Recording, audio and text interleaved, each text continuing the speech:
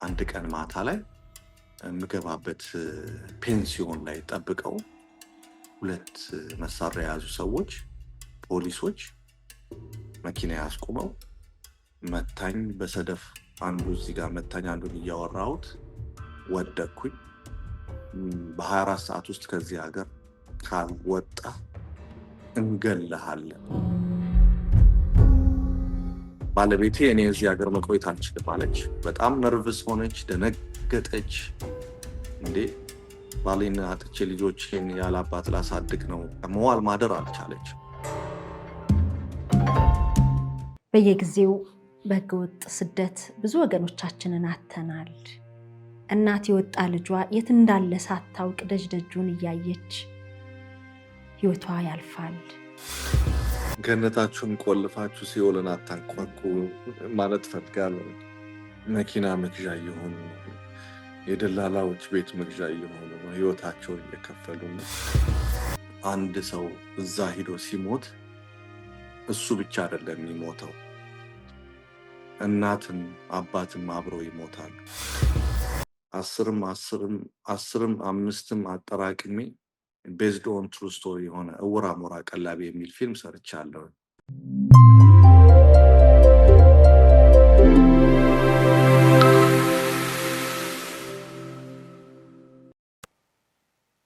በጉብዝና በጥረትህ አሁን ላይ የሁለት ድርጅቶች ባለቤት ሆነሃል። እስኪ ድርጅትህን አስተዋውቀን። ብዙ ዋጋ የተከፈለበት ህይወት ነው ያንተ ህይወት፣ እንደው መከራ የተከፈለበት ነው። ሁለተኛ ሶስተኛ የመኖር እድል የተሰጠህነ ካሳለፍከው ተነስተን ይሄንን ለማለት እንደፍራለንና እስቲ ድርጅቶችህን አስተዋውቀን። አሁን ዘካሪያስ ምን ላይ ነው? ያው ብዙ ነገሮች አልፈው ውጣ ውረዶች አልፈው ያ ዘካሪያስ ዛሬ ላይ በእግዚአብሔር እርዳታ በተለያዩ ሰዎችም እርዳታ እዚህ ላይ ይገኛለሁ። አግብቻለሁ፣ ልጆች ወልጃለሁ። ተመስገን። መሆን የምፈልገውን ሆኛለሁ። እንዲኖረኝ የምፈልጋቸው ነገሮች በሙሉ አሉኝ። እግዚአብሔርን ከልብ አመሰግናለሁ። እኔም ደግሞ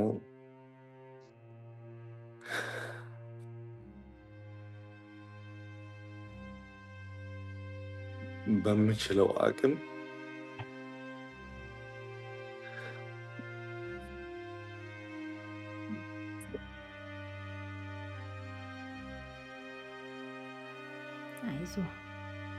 እየሄዱ ባህር ውስጥ በረሃ ውስጥ ለሚቀሩት ወንድሞቼ እባካችሁ ቆም ብላችሁ አስቡ። ስደት ከባድ ነው። የአካል ጉዳት ያመጣል። የሀገር ኢኮኖሚን ይነካል። የስነ ልቦና ተጽዕኖ ያስከትላል። ሞትን ያስከትላል። እና እባካችሁ ገነታችሁን ቆልፋችሁ ሲኦልን አታንኳኩ ማለት ፈልጋለሁ። ትልቅ መልእክት ነው። ብዙ ሰዎች እየወጡ እየሞቱ ነው። ለምንድን ነው ሰው እዚህ ላይ ፎከስ የማያደርገው? ከጦርነት የበለጠ ሰው እንደ ቅጠል እየረገፈ ነው። ጦርነት ላይ ብቻ ፎከስ የሚደረገው ለምንድን ነው? ብዙ ወንድሞቻችን እህቶቻችን የአሳ ምግብ እየሆኑ ነው። የማንም ጋንጊስተር መኪና መግዣ እየሆኑ ነው። የደላላዎች ቤት መግዣ እየሆኑ ነው። ህይወታቸውን እየከፈሉ ነው። እዚህ ላይ እባካችሁን እዚህ ላይ መንግስትም ቢሆን እዚህ ላይ ፎከስ እንዲያደርግ ስል በትህትና ጠይቃለሁ።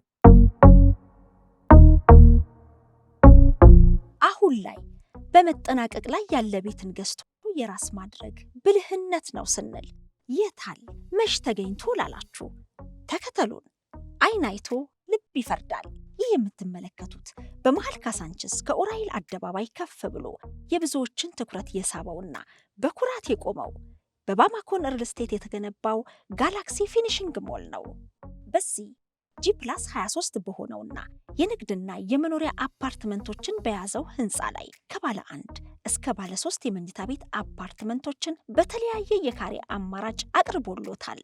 ቤቶቹ ይሄ ቀረ የሚባል ምንም እንዳይኖር ጥርት ጥንቅቅ አድርገን እየገነባን ነው። በቤቱ በረንዳ ላይ ሆነው ነፋሻማውን አየር እየሳቡ መንፈሶን ያድሳሉ።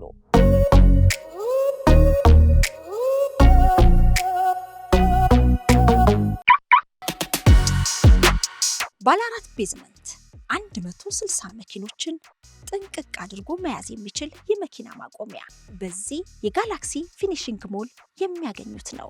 በተጨማሪም 400 መኪኖችን መያዝ የሚችል ከፊት ለፊቱ እየተገነባ ነው። በመሃል ከተማ ጥንቅቅ ተደርጎ የተሰራው የባማኮን የመኖሪያና የንግድ አፓርትመንት ጋላክሲ ፊኒሽንግ ሞል ከካሳንችስ በተጨማሪ የአትላስና የባምቤስ ሳይታችንም ግንባታቸው እየተፋጠነ ነው። አሁን ላይ 70% ደርሷል። ታዲያ የቀሩን ቤቶች ተሸጠው ሳያልቁ ፈጥነው ቤቶን የግሉ ያድርጉ። በ0955 97 11 11 በ0955 98 11 11 ላይ በመደወል ኑሮውን ያደላድሉ። ቅንጡና ምቹ ህይወትን ያጣጥሙ። ባማኮን ሪል ስቴት።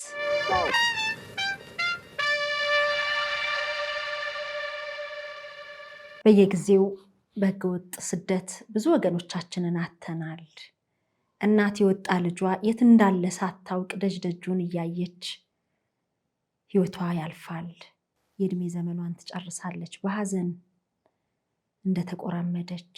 ልጄ የት ደርሶ ይሆን የት ደርሳ ይሆን እያለች አንዳንዴ ሞትን መስማት መቅበር፣ ሞት ያው በሰው ልጆች ላይ ያለ ነገር ነው፣ ተመስገን ያስብላል።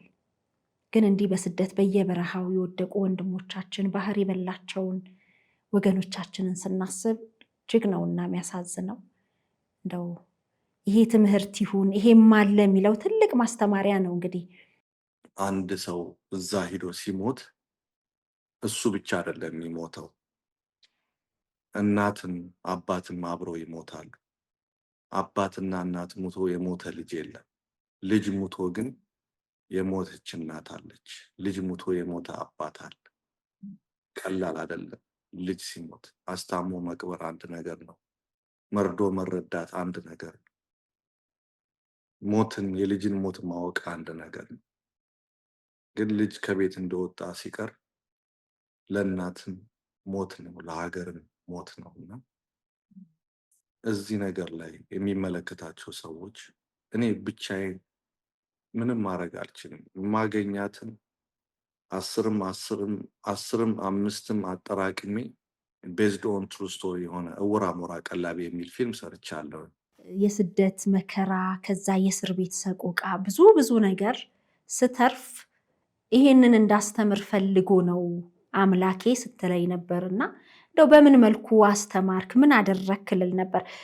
ከሰሞኑ ያየሁት ተቆራርጦ የወጣ እውር አሞራ ቀላቢ የሚል ሀበሻ ቪው ላይ ፀጉር ቆራጭነትን ራሱ አንስቶ የሚተርክ ፀጉር አስተካካይነቴ ከሆዴ በላይ ነፍሴን ያጠግበዋል። እናቴን የሆንኩ ይመስለኛል። አንዱን መላጨት አንዱን ማጎፈር የተቆራረጡ ነገሮች ተመልክቼ ነበርና እስቲ ንገረኝ ስለሱ። ቅድም እንደነገርኩሽ ፈጣሪ ያተረፈኝ ልጆቹን እንዳስተምርለት ስለመረጠኝ ነው ብዬ ስለማስብ እንግዲህ እዚህ ሀገር መጥቼ ደከመኝ ሰለቸኝ ሳልል ባለችኝ እውቀት ባለችኝ ሙያዬ ሰርቼ 2 ስራ እየሰራሁ አንዳንዴም እንደዚህ 3 ስራ እየሰራሁ አጠራቅሜ ከልጆቼ አፍ ላይ ቀምቼ ዘመናዊ መኪና ቢያምረኝም ይደርሳል ብዬ ቤት ቢያምረኝም ይደርሳል ብዬ ኢትዮጵያ መጥቼ እውነተኛ የሆነ ታሪክ እውር አሞራ ቀላቢ የሚል ፊልም ሰራሁ። ያለፍኩበትን እና ያጣኋቸውን ወንድሞቼና እህቶቼን የሚያስተምር ትክክለኛ ህይወትህን የተመለከተ ትክክለኛ የኔ ህይወት ነው። የራሴ ህይወት እውነተኛ ታሪክ ነው። በሰው መሆን ይስማው አማካኝነት ዳይሬክት የተደረገ ነው እና መቼ የተሰራ ነው? አሁን 10 ዓመት ሆነ። ኤግዛክትሊ 10 ዓመት ሆነ። ሌላ ሰው እንዲጽፈው አድርገህ ነው የተሰራው ወይስ ራስህ ጽፈኸው ዳይሬክት ወደሚያደርግልህ ወደ ሶሚክ ነው የሄድከው? እንዴት ነበር ሂደቱ? ሂደቱ ያው እኔ ጻፍኩት። ከዛ ኢትዮጵያ ሂጄ ሶሚክን አገኘሁት። በሶሚክ አማካኝነት ሲኒማ ፎቶግራፈር በሱ አማካኝነት እና በአብነት አማካኝነት በሁለቱ ቤዝድ ኦን ትሩ ስቶሪ የሆነ ፊልም መስራት ፈልጋለሁኝ። ይህ የሚመጣውን ትውልድ ማስተማር ፈልጋለሁኝ። እንዲያው ቢያንስ የአንድ ሰው ህይወት እንኳን ባድን ትምህርት ቢሆን። ብዙ ሰው እየሞተ ነው፣ ብዙ ሰው እየተሰቃየ ነው። እና እባክህን እኔ ገንዘብ ኑሮኝ አይደለም ተርፎኝ አይደለም መጥቼ ይህንን ፊልም የምሰራው እና አንተም አግዘኝ እና ይህንን ስራ ሰርተን እናስተምር አልኩት። እሱም ፈቃደኛ ነበር። በጣም ደስተኛ ነበር። ፊልሙን ሰርተን ጨረስን። ብሔራዊ ቲያትር እንዳስመረቅኩት የተለያዩ ችግሮች ገጠሙኝ። ከዛ ተመልሼ የመጣሁኝ ወደዚህ። እዚህ ሀገር ግን ብዙ ቦታዎችን አሳይቼዋለሁኝ። በኒውዮርክ ፊልም ፌስቲቫል ላይ አሸናፊነት አግኝቶ የተመረቀ የተሸለመ ፊልም ነው። ዳላስ ቴክሳስ ላይ ተሸልሟል። የተለያዩ ቦታዎች ላይ አሳይቼዋለሁ ፊልሙን። ተወዳጅነትና አድናቆትን አግኝቼበታለሁኝ። አስተማሪ ነው ብዬ አስባለሁ። እኔ አርቲስት አይደለሁም፣ ግን ሰውን ማስተማር ስለፈለግኩኝ ነው ይህንን ፊልም የሰራሁት። እነማን ተወኑ ካንተ ውጪ? አንተ ያው ኖረኸዋል። ትወናን ስናነሳ እንግዲህ አንድ ገጸ ባህሪን ወክሎ ሆኖ መጫወት ማሳየት ነው። አንተ የኖርከውን ነው ሌሎች እንዲማሩበት ያሳየኸው። ስለዚህ እንዴት ነበር ካራክተሩን ተወተኸዋል ወይ አልልህም። ራስህን ሆነ ስለሆነ ያሳየኸው ወይም የተጫወትከው። ሌሎች እነማን ተጫውተዋል? ያንንስ ካራክተር አንተ የኖርከውን መልሰ በፊልም መልክ ስትሰራው አልረበሸህም? ችግሮቹ እየመጡ ያሳለፍካቸው መከራዎች እየታወሱ አልረበሹህም? አዎ በጣም ነበር የተሰራበሽ የነበረው። በጣም ያን ጊዜ እንዲያውም በቂ የሆነ ሕክምና አላገኘሁም ነበረ። ብዙ ቁስሎች ነበሩ ውስጤ እና በጣም ከባድ ነው የነበረው። በተለይ የእናቴን መቃብር ሄጄ ያየሁበት ፓርት ላይ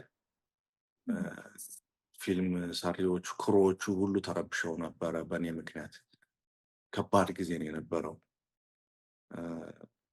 እና ያው ፊልሙ ላይ ተዋናዮች የሉም፣ ታዋቂ ተዋናይ የለም። ምክንያቱም ዳይሬክተሩ የወሰነው ውሳኔ ምንድን ነው? ይሄ እውነተኛ ታሪክ ስለሆነ ታሪኩ ላይ በነበሩ ሰዎች ላይ ነው መሰራት ያለበት። ድራማ እንዲመስል አልፈልግም።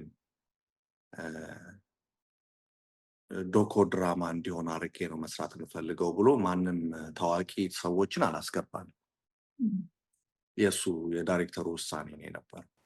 ስለዚህ ሌሎች ተካተውበት፣ ግን በአንተ ህይወት ላይ አሁን እንደምትነግረኝ እናትህ መቃብር ጋር ድረስ የታሪኩ አካል ከሆነ ያንተ የልጅነት ህይወት ያሳለፍከውና እስከደረስክበት ደረጃ የሚያጠነጥን ነበር። አዎ ፊልሙን ስንሰራው እኔ በነበርኩባቸው ቦታዎች በሙሉ እየሄድን ነው ቀረጻውን ያካሄድ ነው። ኦልሞስት ወደ ከ10 በላይ ቦታዎች ሂደናል ኢትዮጵያ ውስጥ። በነዛ ቦታዎች ላይ ሁሉ እየሄድን ነው የቀረጽ ነው። ጎንደር ላይ ሂደን ቀርጸናል። ሽሬ፣ አዲዳሮ፣ አድዋ ላይ፣ ድሬዳዋ፣ አዲስ አበባ፣ ባህር ዳር፣ በነበርኩባቸው ቦታዎች ላይ እየሄድን ቀርጸናል። ብዙ ሰዎችም ተሳትፈውበታል። ብዙ ወጪም ወጥቶበታል። ብዙ ተደክሞበታል እና እንዲታይ ሪኮማንድ አደርጋለሁ። የኢትዮጵያ ውስጥ ያሉ ሰዎችን ብቻ ሳይሆን ውጭ ሀገር ያሉ ሰዎችንም ትምህርት ያስተምራል። መጠንከር፣ መጎበዝ፣ ተስፋ አለመቁረጥ ያስተምራል። እዚህ ሀገር ተወልዶ ያደጉ ልጆችንም ደግሞ እናት አባቶቻቸው በየት በኩል እንደመጡ፣ ምን ሰርተው እንደሚያሳድጓቸው፣ ምን ዋጋ እየከፈሉ እንደሆነ በብዙ አንግል ብዙ ትምህርቶችን ያስተምራል የሚል ተስፋ አለኝ። ፊልሜን እንዲያዩልኝ በዚህ አጋጣሚ በትህትና ጠይቃለሁ። ደክሜ ያኔ ካስመረቅክ በኋላ ሀገር ውስጥ በደንብ አልታየም፣ ግን ደግሞ በኒውዮርክ ፊልም ፌስቲቫል ላይ አሸናፊ ሆኗል። የተለያዩ የካናዳ ከተሞች ላይ አሳይተሃል። አሁን በምን መልኩ ነው ማየት የምንችለው? ምን ላይ ነው የምናገኘው? አሁን ሀበሻ ቪው የሚል አፕሊኬሽን አለ ኢትዮጵያ ውስጥ። እነሱ አፕሊኬሽን ዳውንሎድ አድርገው እዛ ላይ ገብተው ማየት ይችላሉ። ሀበሻ ቪው ዶት ቲቪ የሚል አለ። እዛ ውስጥ ገብተው ማየት ይችላሉ ፊልሙ። በጣም ጓግቻለሁ ሙሉውን እስካይ። ህይወትህን ነግረኸኝ ሁሉ በፊልም መልኩ ደግሞ እንደው የቱ ታሪኮቹ ተዳሰሱ የሚለውንም ለማየት ጓጉቻለሁ። በእርግጠኝነት ይህን የሚመለከቱ የሸገር ኢንፎ ሚዲያ ተከታታዮች በቀላሉ ደግሞ ሙሉ በፊልም መልክ የተሰራውን የተደከመበትን ሌሎችን ለማዳን የተለፋውን ነገር ገብተው ያዩታል፣ ይማሩበታል ብዬ አምናለሁኝ። አንተ ግን ወደ ፊልም ዓለም ውስጥ የራስህን ህይወት ለማስተማሪያነት ከሰራክ በኋላ እንዴት ነው ደጋግመክ የመስራቱ ሀሳብ ፍላጎት አላደረብህም? አለኝ። ያው የተረፍኩት የዳንኩት እሱ መርጦኛል ብዬ ነው ማስበው። እኔ በቃ እንደዚህ እንዳስተምርለት ስለመረጠኝ ነው እንጂ እኔ ምን ጉልበት ኑሮኝ ነው? ጉልበት የነበራቸው እኮ ሙተዋል። ባለስልጣን የነበሩ ወታደር የነበሩ ሰዎች እኮ ሙተዋል። በረሃ ላይ ህፃን ልጆች እኮ ሙተዋል። ሴቶች ሙተዋል። እኔ ከነሱ ለምን ተመረጥኩኝ? ከነሱ እንዴት ዳንኩኝ? እና ይሄንን እንዳስተምርለት በእርግጠኝነት ስለመረጠኝ ነው ብዬ ስለማስብ ወደፊትም አሁንም ከረገጥኩት መሬት በላይ ህልም አለኝ በዚህ ጉዳይ ላይ ለማስተማር። በስደት ላይ ስደት ምን ያህል አስከፊ እንደሆነ፣ ውጭ ሀገርም ከገባን በኋላ ብቸኝነት ምን ያህል አስከፊ እንደሆነ፣ ሙሉ ሰው እንደማትሆኝ በፍጹም ስደት አንዳንድ ጊዜ ተሳክቶልሽ በስተት አምልጠሽ ቢሳካልሽም ሙሉ ሰው አትሆን። የሆነ የጎደለ ነገር ይኖራል አይደለም? በስደት ህጋዊ ባልሆነ መንገድ ስደት መተሽ በአውሮፕላን መተሽም አልጋ በአልጋ ሆኖልሽ መተሽም ኔቨር ሙሉ ሰው አትሆኝ። የተመለከቱ ሰዎች ምን አይነት አስተያየት ይሰጡሃል? በጣም ሰርፕራይዝ ያደረገኝ ሁለት አስተያየቶች አሉ። አንዱ ኒውዮርክ ላይ ነው። ዳኛ የነበረች ኒውዮርክ ፍርድ ቤት ላይ ዳኛ የነበረች ግን ጡረታ የወጣች ሴትዮ ነች እና ፊልሙን አይታ ከጨረሰች በኋላ ዳይሬክተሩ ጋር ሂዳ አውርታው የት እንደምገኝ የት እንዳረፍኩኝ ጠይቀው ኒውዮርክ ሆቴሌ ድረስ መጣች እና እኔንም ባለቤቴንም ልጆቼንም አግኝታ በጣም አዘነች። እኔ እስከዛሬ ድረስ በህይወቴ ኮምፕሌን የማደርግ ሰው ነበርኩኝ። ሁሉ ነገር እያለኝ ኮምፕሌን የማደርግ ሰው ነበርኩኝ። ከዛሬ በኋላ ግን ምንም አይነት ኮምፕሌን እንዳላደርግ ቃል ለራሴ ገብቻለሁ ብላ ሆቴሌ ድረስ መታ ስጦታዎችን ይዛልኝ መታ ከኔ ጋራ ሻይ ቡና ብላ ቤተሰቦቼ ጋራ በጣም ደስ ብሏት አዝና እንዴት አይነት ጠንካራ ሰው ነህ፣ እንደው ምን አይነት ልብ ነው ያለህ ብላ ማስታወሻ ሰጣኝ ሄደችው። ይሄንን አንድ አስታውሳለሁ። ሁለተኛው ደግሞ እዚህ ካናዳ ውስጥ ነው፣ ካልጋሪ ላይ ነው እና እናት እና ልጅ ሆነው መጥተው ፊልሙን አይተን ከጨረስን በኋላ ልጅየዋ ተነስታ እናቷን ይቅርታ ጠየቀቻት። እኔ በዚህ መንገድ የመጣሽ አልመሰለኝም፣ እንደገና ደግሞ በዚህ ሁሉ መንገድ አልፈሽ መተሽ እንደዚህ አይነት ስራ እየሰራሽ እኔ ስልክ ስፈልግ ስልክ፣ ኮምፒውተር ስፈልግ ኮምፒውተር፣ መኪና ስፈልግ መኪና እንደምፈልገው አድርገሽ እያሳደግሽኝ ያለሽ እናት ነሽ እና በጣም አመሰግናለሁ። ዛሬ ነው የተረዳሁሽ፣ ዛሬ ነው በደንብ የሰማሁሽ ብላ አቅፋት በጣም በቃ እናቷን አለቀሰች። እና እነዚህ ሁለቱን አረሳ። ሶስተኛም አለኝ። ሶስተኛው ምንድነው? ፓስተር ነው። ኤድመንተን የሚባል ሀገር ላይ ፓስተር ነው እና ፊልሙን ካየው በኋላ ይሄንን ፊልም እኔ ቸርች ውስጥ ማሳየት ፈልጋለሁኝ ብሎኝ ራሱ ቸርች ወስዶ ፊልሜን ቸርች ውስጥ አሳየው። እንግዲህ ምን ያህል አስተማሪ እንደሆነ ማለት ነው። ቸርች ውስጥ ፊልም አይ ቲንክ የታየው ሜቢ ጥቂቶች ሊኖሩ ይችላሉ። እኔ ግን እስካሁን ሰምቼ አላቅም። ቸርች ውስጥ ድረስ ታይቷል የኔ ፊልም።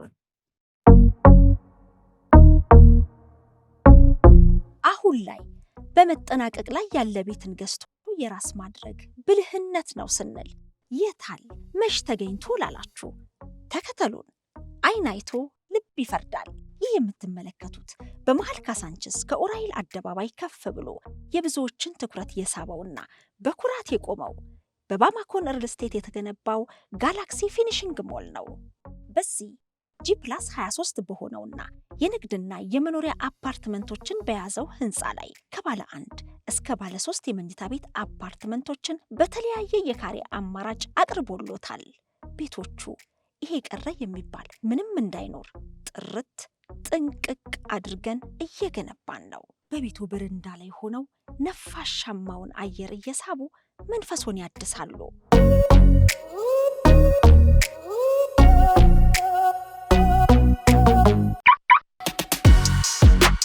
ባለ 4 ቤዝመንት 160 መኪኖችን ጥንቅቅ አድርጎ መያዝ የሚችል የመኪና ማቆሚያ በዚህ የጋላክሲ ፊኒሽንግ ሞል የሚያገኙት ነው። በተጨማሪም 400 መኪኖችን መያዝ የሚችል ከፊት ለፊቱ እየተገነባ ነው። በመሃል ከተማ ጥንቅቅ ተደርጎ የተሰራው የባማኮን የመኖሪያና የንግድ አፓርትመንት ጋላክሲ ፊኒሽንግ ሞል ከካሳንችስ በተጨማሪ የአትላስና የባምቢስ ሳይታችንም ግንባታቸው እየተፋጠነ ነው። አሁን ላይ 70% ደርሷል። ታዲያ የቀሩን ቤቶች ተሸጠው ሳያልቁ ፈጥነው ቤቶን የግሉ ያድርጉ። በ0955 97 11 11 በ0955 98 11 11 ላይ በመደወል ኑሮውን ያደላድሉ። ቅንጡና ምቹ ህይወትን ያጣጥሙ። ባማኮን ሪል ስቴት።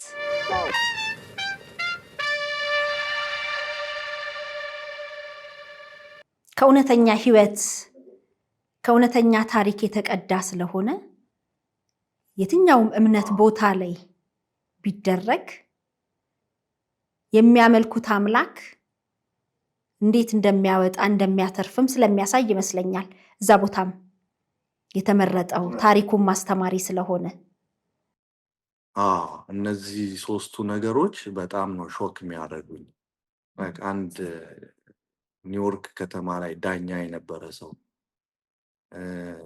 ፓስተር ቸርች ውስጥ ፊልም ከፍቶ ማሳየት፣ ውጭ ሀገር ተወልዳ ያደገች ልጅ እናቷን በዚህ መልኩ አፕሪሺየት ማድረጓ፣ እነዚህ ሶስቱ ነገሮች በጣም ይገርም። እኔ ግን ፊልሙን ከሰራኸው 10 ዓመት ሆኖታል። ኤግዛክትሊ ልክ በ10 ዓመቱ ነው ቅዳሜ ጠዋት 10:55 AM ላይ የተለቀቀው። ለምን ዘገየ ይህን ያህል ጊዜ? ከተሰራ ከተደከመበት 10 ዓመት መጠበቅ ለምን አስፈለገ? ብዙ አማራጮች ነበሩ። ምናልባት አሁን ላይ ወደ ዲጂታል ሚዲያው እየተስፋፋ ሲመጣ አማራጮች ብዙ ናቸው። በኢትዮጵያ በአዲስ አበባ ያሉ ሲኒማ ቤቶች ብዙ ሰው ሊያተርፍ ይችል ነበረ።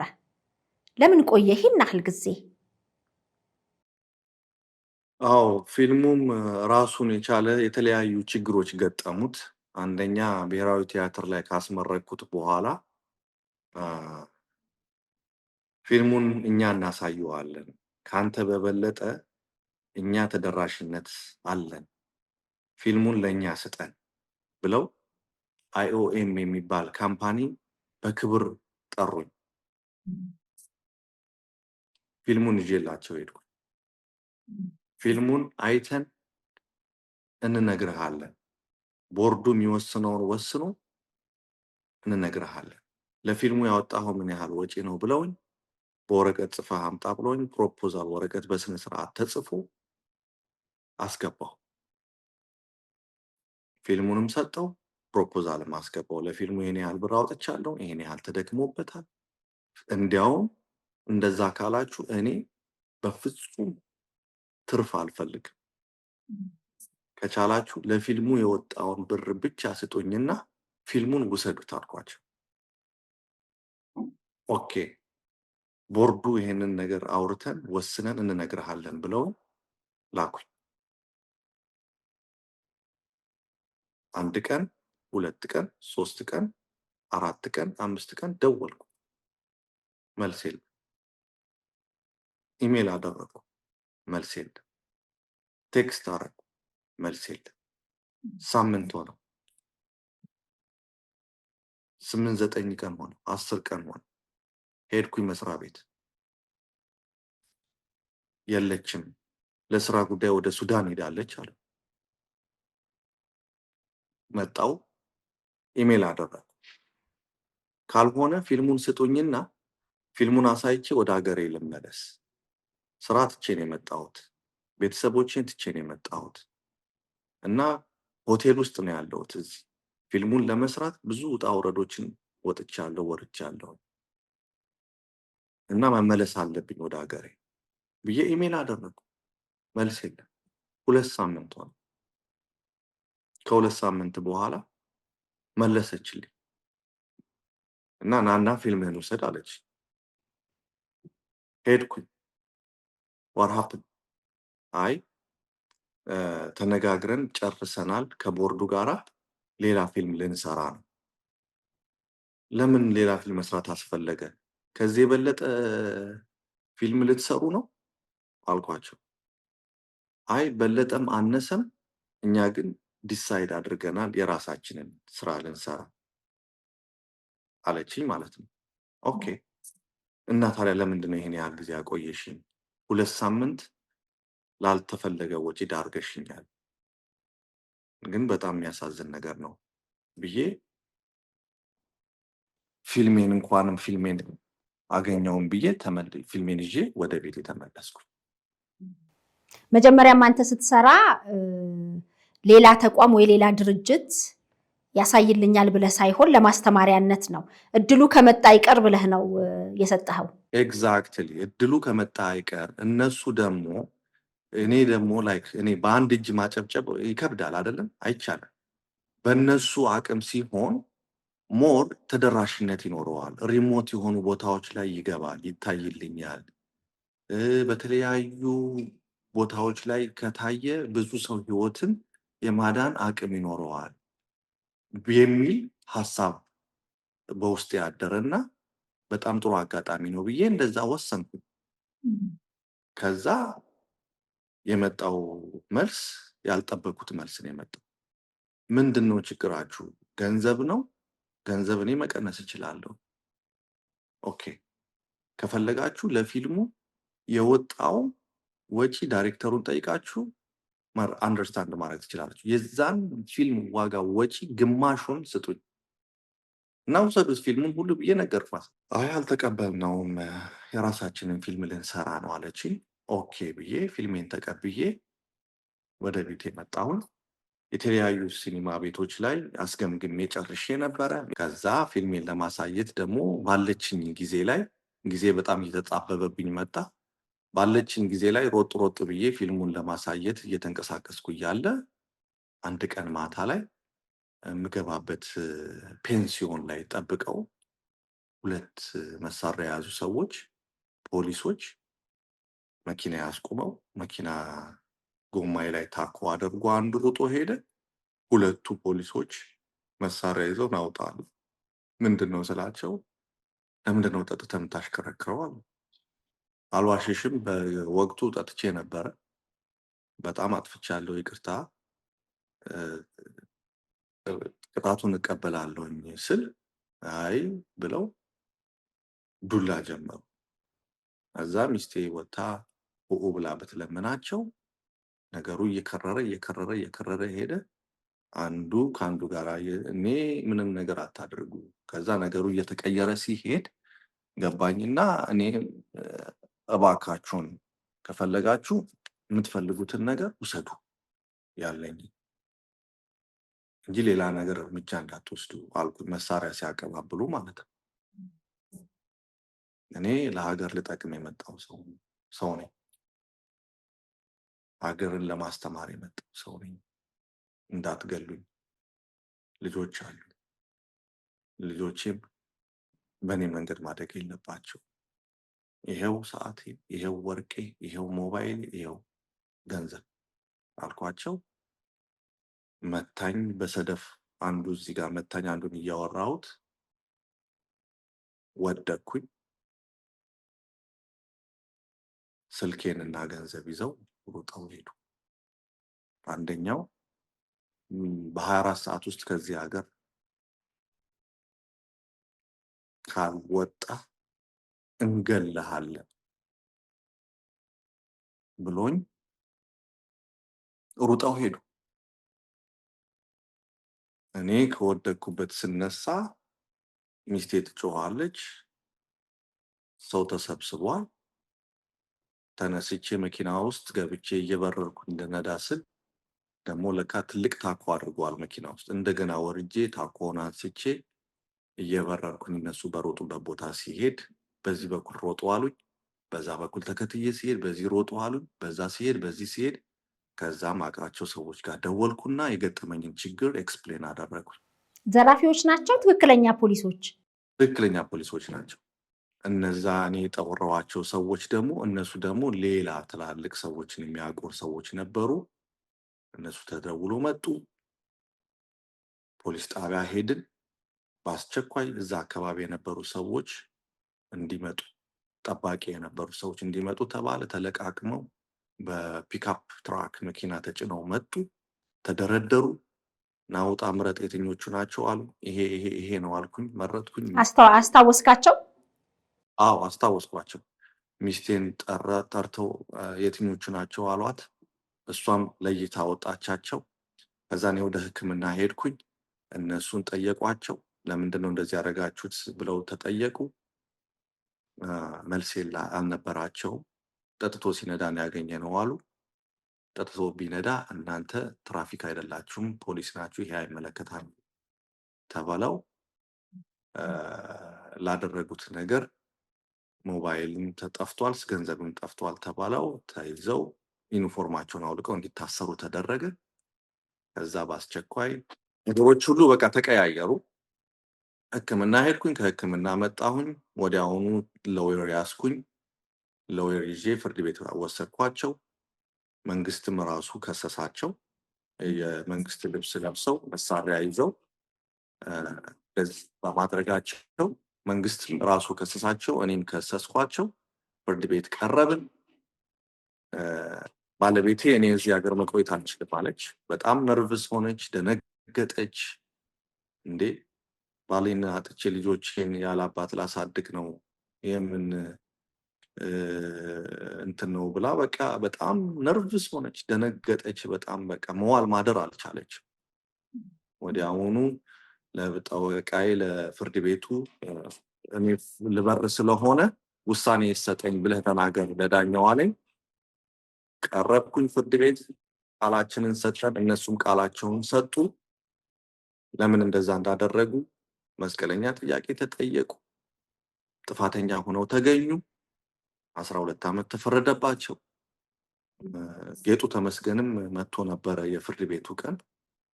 ጋዜጠኛው ጌጡ ተመስገን እሱም መጥቶ ነበር። ፍርድ ቤት ቀርቦ ሰማ። ሁሉም የተባለውን ነገር ጥፋተኛ ሆነው ተገኙ።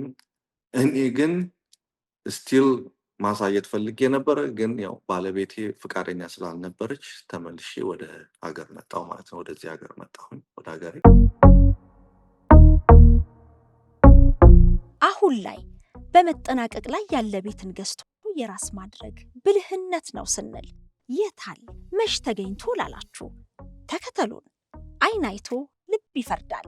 ይህ የምትመለከቱት በመሃል ካሳንችስ ከኡራኤል አደባባይ ከፍ ብሎ የብዙዎችን ትኩረት የሳበውና በኩራት የቆመው በባማኮን ሪል ስቴት የተገነባው ጋላክሲ ፊኒሽንግ ሞል ነው። በዚህ G+23 በሆነውና የንግድና የመኖሪያ አፓርትመንቶችን በያዘው ህንፃ ላይ ከባለ 1 እስከ ባለ 3 የመኝታ ቤት አፓርትመንቶችን በተለያየ የካሬ አማራጭ አቅርቦሎታል። ቤቶቹ ይሄ ቀረ የሚባል ምንም እንዳይኖር ጥርት ጥንቅቅ አድርገን እየገነባን ነው። በቤቱ በረንዳ ላይ ሆነው ነፋሻማውን አየር እየሳቡ መንፈሶን ያድሳሉ።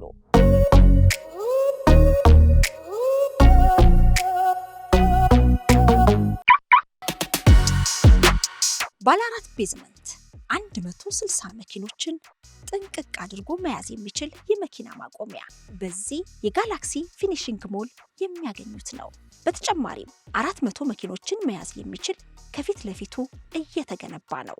በመሃል ከተማ ጥንቅቅ ተደርጎ የተሰራው የባማኮን የመኖሪያና የንግድ አፓርትመንት ጋላክሲ ፊኒሽንግ ሞል ከካሳንችስ በተጨማሪ የአትላስና የባምቢስ ሳይታችንም ግንባታቸው እየተፋጠነ ነው። አሁን ላይ 70% ደርሷል። ታዲያ የቀሩን ቤቶች ተሸጠው ሳያልቁ ፈጥነው ቤቶን የግሉ ያድርጉ። በ0955 97 11 11 በ0955 98 11 11 ላይ በመደወል ኑሮውን ያደላድሉ። ቅንጡና ምቹ ህይወትን ያጣጥሙ። ባማኮን ሪል ስቴት።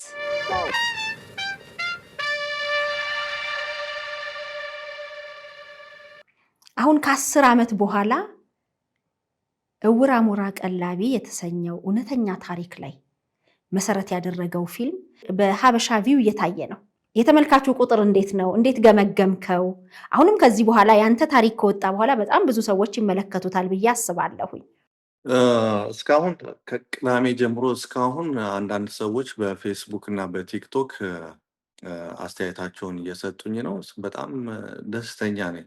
ለእኔ ሞራሌ ነው፣ ምግቤ ነው፣ ተስፋዬ ነው። ደስ የሚል አስተያየት ነው እያገኘሁበት ያለሁት።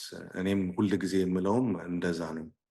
ሞክሩኝ፣ ላይክ እኔን ማዳን ትችላለህ በሉኝ፣ ግፉኝ፣ አትጎትቱኝ ነው የምለው ሁልጊዜ እና እስካሁን እያገኘሁት ያለሁት ፊድባክ በጣም ደስ የሚል ነው። በጣም ወድጄዋለሁ። በጣም የሚገርም ነው። ቀን ባይሆነውም እያዩት ሰዎች ደስ የሚል ፊድባክ እያገኘሁበት ነው። ከዚህ በኋላ በጣም ብዙ ሰዎች ያዩታል ብዬ አስባለሁኝ። የመንፈስ ጥንካሬህን ያሳለፍከውን እንደው የተሰማቸውን እንዲነግሩህ እስቲ የሶሻል ሚዲያ ሊንኮችን ወይም በምን ያገኙህ?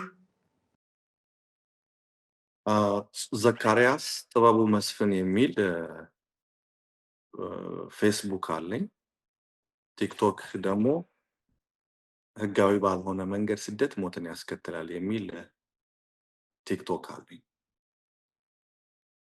ስለዚህ በዚህ ያገኙሃል? በእነዚህ ሶሻል ሚዲያዎች ያገኙኛል። እውር አሞራ ቀላቢ የሚልም የራሱ ፔጅ አለው ፌስቡክ። እዛ ላይ ያገኙሃል። ስምህን እስከ አያትህ ነው የምትጠራው? እሱን እንደዛ ማድረገው ደግሞ ለምንድን ነው? የጠፋውን አባቴ እንደው ምናልባት በህይወት ካለ አንድ ቦታ ላይ ሆኖ እሱን ሊያየው ሊሰማው ይችላል፣ ወይንም እሱን የሚያውቅ ሰው ይሄን ነገር ሊያየው ሊሰማው ይችላል የሚል ፕሪንሲፕል ስላለኝ ነው ዘካሪያስ ጥበቡ መስፍን ብዬ ራሴን የምጠራው። ምናልባት ያው ተስፋ ስለማልቆርጥ። አባትህ የደርግ ወታደር ነበሩ። ወደ ስንት ዓመት እንግዲህ አሁን እኔ 40 ዓመቱ ሆኖኛል። 33 ዓመቱ ከጠፋ ማለት ነው። እና ምናልባት በህይወት ካለ ብዬ ነው። ድንገት ከቤት ተወስደው የደረሱበት አልታወቀም። እስከ ዛሬ ድረስ። ልብህ ግን በህይወት ያሉ ይመስልሃል? የሚገርምሽ ነገር እኔ የሚፈጠረውን ነገር የሚሆነውን ነገር ወደፊት የሚመጣውን ነገር ፊል አደርጋለሁ። የታመመ ሰው ራሱ ሂጄ ስጠይቅ እንደሚድንና እንደማይድን ሁሉ ስፒሪቹዋል መንፈሴ ይነግረኛል። የአባቴን ግን ምንም ነገር ፊሊንግ የለኝም። አለም የለም የሚል ፊሊንግ የለኝም። በጣም ነው የሚገርመኝ። ምንም እህት ወንድም የለህም? ወንድም አለኝ፣ ትንሽ ወንድም አለኝ። አለ፣ በህይወት አለ። አምጥቼዋለሁ፣ እዚህ እኔ ጋር ነው ያለው። ምናልባት እንዳንተ ብዙ መከራ ተቀብሏል ወይስ አንተ አመቻችተህለታል? እሱም ብዙ ችግሮችን አሳልፈዋል። ያው እንደኔ ባይሆንም ኦፍኮርስ ብዙ ችግር አሳልፈዋል። እሱም እናቱ ከሞተች በኋላ እሱም እንደኔ አባቱ ሞቷል። እሱም ብዙ ችግሮችን አሳልፈዋል። እንዴት ማለት ነው? በእናት በአባት የእናት የአባትህ ልጅ ነው ወይስ? የእናት የአባቴ ልጅ ሙቷል። እናቴ እኔን ለማሳደግ ብላ ሌላ ባል አግብታ ነበረ። ትዳር መመስረትህን የልጆች አባት መሆንህን እየነገርከን ነበርና ባለቤትህን በምን አጋጣሚ ተዋወቃችሁ? እንደው በስደቱ አብራህ ነበረች? አልነበረችም። እሷን እዚያ በልጅነታችሁ እዚህ ነው ያገኘኋት። እሷንም ከልብ ማመስገን ፈልጋለሁ። በጣም ጎበዝ፣ ጠንካራ ሴት ነች። ለዛሬ ማንነቴ የእሷም ትልቅ እጅ ያለበት። ስታመም አጠገቤ ከጎኔ ነች፣ ሲከፋኝም ከጎኔ ነች። ስራ ስሰራም አይዞ በርታ የምትል ጎበዝ እናት የሆነች ሚስት ነው ያለችኝ። ፈጣሪ የእናቴን፣ የአባቴን፣ የሀገሬን የተጎዳውበትን ሁሉ ምትክ አድርጎ የካሰኝ እሷን ነው እና አመሰግናታለሁ። እሷን እንግዲህ እግዚአብሔር እናንተን ይጠብቃችሁ ነው የምንለው። በጣም የሚገርም ታሪክ ነው የነገርከኝ። ከዚህ በፊትም በስልክ ስናወራ እንደው አጠገቤ ሆነህ እያየሁህ እያልኩ ነበር። ቴክኖሎጂው ግን በሚያመች መልኩ እንዲህ ዘለግ ያለ ቆይታ አድርገናል። ተመልካቾቻችንን በተለያየ ክፍል ይህን ፕሮግራም እስከ መጨረሻው ተከታትለው ለህይወታቸው ቁም ነገር እንዳገኙበት ተስፋ አድርጋለሁ። አሁን በሀበሻ ቪው መተግበሪያ ላይ እየታየ የሚገኘው እውራ አሞራ ቀላቤ የተሰኘው ፊልም ደግሞ በትክክል ካንተ እውነተኛ ህይወት የተቀዳ ለሌሎች ማስተማሪያነት የተሰራ ፊልም ነውና እሱንም እንዲያዩት፣ ስለ ስደት ልባቸው ለሚያስብ እንሄዳለን ለሚሉ ይሄን አይታችሁ ወስኑ፣ ይሄም ሊመጣባችሁ ወይም እንዲም ሊገጥማችሁ እንደሚችል አስቡ ብለው እንደ ማስተማሪያነትም ለሌሎች ያጋሩታልን ብዬ አስባለሁኝና አንተ ግን እግዚአብሔር ፈቅዶ በህይወት ኖረ ያንን ሁሉ አሳልፈ ነበር እያልክ ለማውራት እንኳን አበቃህ። ለሌላው ታሪክህን ለመንገር እንኳን ለዚህ አበቃህ ማለት ፈልጋለሁ። በጣም አመሰግናለሁ መስዬ። ቴንክ ዩ አክብረሽ እዚህ ይህን ፕሮግራምሽ ላይ ስላጋበሽኝ እኔም ከልብ ነው የማመሰግነው በፈጣሪ ስም። ያው ሞትን መጠበቅ የለብንም፣ እየኖርን ነው ሞትን መጠበቅ ያለብን የሚል ፕሪንሲፕል አለኝ እና እባካችሁን አሁን ቁጥሩ በጣም እየጨመረ ነው። በአመት ከ250,000 ሰው በላይ ነው በስደት እየወጣ እንደ ቅጠል እየረገፈ ያለው። በጣም ብዙ አክቲቪስቶች አሉ፣ ብዙ የመንግስት ባለስልጣኖች አሉ፣ ብዙ የውጭ ድርጅቶች አሉ እና ወደዚህ ነገር ላይ ደግሞ ዞር ቢያደርጉ ሀሳባቸውን፣ አይናቸውን፣ እጃቸውን ቢያስገቡ ባይነኝ። በጣም አመሰግናለሁ። እግዚአብሔር ያክብርልኝ። እኔም በጣም አመሰግናለሁ። እንግዲህ ደግመን በሌላ ዝግጅት እንገናኛለን። ምክንያቱም እንዲህ ባንዴ ተቀርቶ ባንዴ ተነግሮ የሚያልቅ አይደለም። ለብቻ ለሌሎች የተመልካቹንም ግብረ መልስ ካየም በኋላ እንደው ይሄንን የምንላቸው ነገሮች ካሉ መልሰን እንገናኛለን። በጣም አመሰግናለሁኝ። ባለቤትህንም አመሰግናለሁ። እግዚአብሔር ያክብርልኝ። አመሰግናለሁ። እግዚአብሔር ያክብርልኝ። ውድ የሸገር ኢንፎ ሚዲያ ተከታታዮች የ2018 የአዲስ ዓመት እቅድ ልንገራችሁ። ቤተሰቦቼን ወደ 1 ሚሊዮን ማድረስ ነው። ይህ መቼም ከባድ ይሆናል ብዬ አላስብም። ምክንያቱም በሸገር ኢንፎ ሚዲያ የምንለቃቸውን ቪዲዮዎች የሚመለከቱ 60% የሚደርሱ ቤተሰቦቻችን ሰብስክራይብ ያላደረጉ ናቸው። ስለዚህ እናንተ በዚህ ሰዓት ይህንን ቪዲዮ የምትከታተሉ ሰብስክራይብ የምትለውን በተን ነካ ካደረጋችሁ ይህንን እቅዴን ታሳኩልኛላችሁ። ስለዚህ በቅርቡ 1 ሚሊዮን ለመድረስ እንድንችል እናንተ ሰብስክራይብ ያላደረጋችሁ ውድ ቤተሰቦቻችን ሰብስክራይብ እንድታደርጉ በአክብሮት ነው የምንጠይቀው። ሸገር ኢንፎ ሚዲያ ትክክለኛና ተአማኒ የሆኑ መረጃዎችን የምታገኙበት ነው። እናመሰግናለን።